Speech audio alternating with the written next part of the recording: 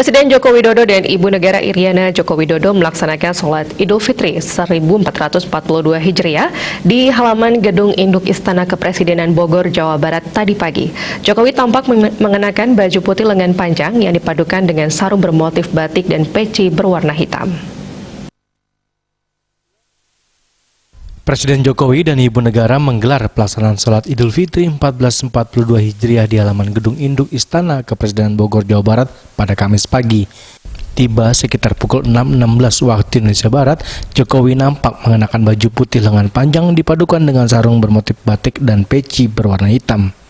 Sementara Ibu Iriana terlihat mengenakan mukena berwarna coklat muda dan langsung menuju tempat sholat yang telah disediakan. Sholat Idul Fitri pun dimulai. Bertindak sebagai imam sholat adalah Serda Ridwan Payopo yang dalam kesehariannya bertugas sebagai anggota tim grup A pasukan pengamanan Presiden atau Pas Pampres.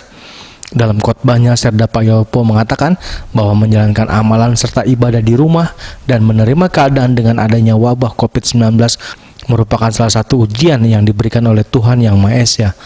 Ia juga berharap agar bangsa Indonesia bisa terlepas dari wabah penyakit virus COVID-19.